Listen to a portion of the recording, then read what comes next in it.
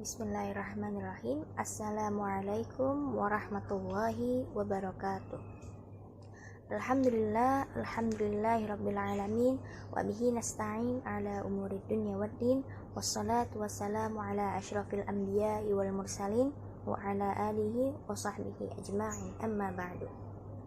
Pemirsa yang dirahmati Allah Subhanahu wa taala, sebagaimana telah kita ketahui bahwa Al-Qur'an merupakan firman Allah Subhanahu wa taala. Al-Quran diturunkan kepada Nabi Muhammad bukan hanya untuk baginda saja, tetapi untuk para sahabat, untuk kita, dan untuk seluruh umat manusia.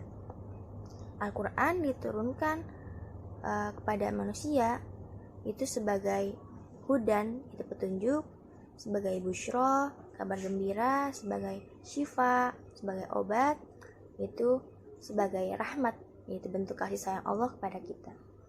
Sayangnya, kadang kita ketika Al-Quran itu dibacakan, hati kita tidak tersentuh, bahkan tidak bersimpuh padanya. Sampai-sampai Allah berfirman, A'udzubillahi minasyaitonirrajim, Bismillahirrahmanirrahim.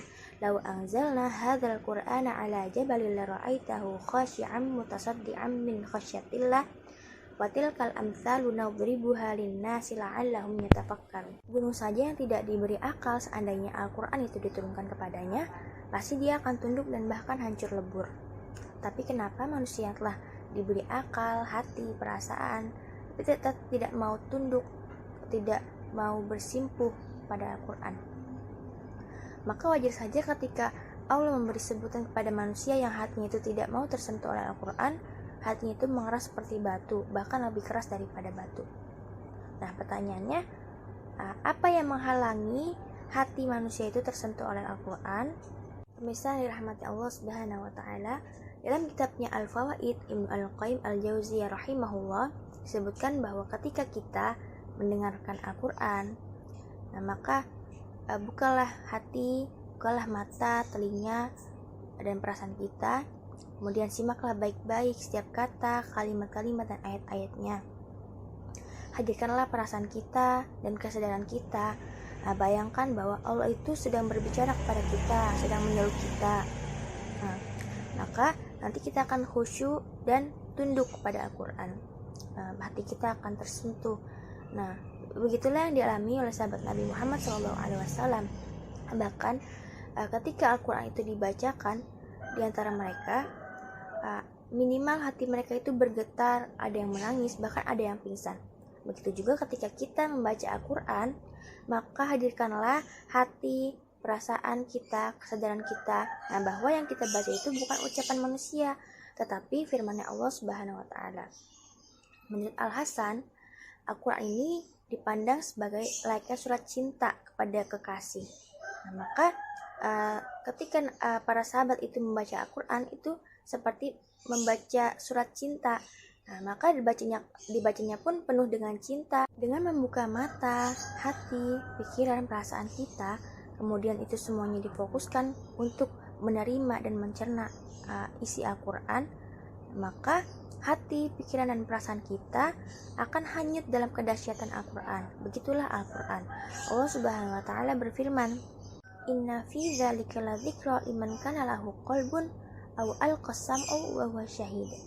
Mata, hati, telinga, pikiran kita itu tidak ada gunanya, dan Al-Quran tidak berfungsi sebagai peringatan jika semua itu tidak dipakai, tidak dihadirkan dan tidak digunakan untuk membaca Al-Quran, memahami isinya, mencerna isinya, dan menghayati Al-Quran.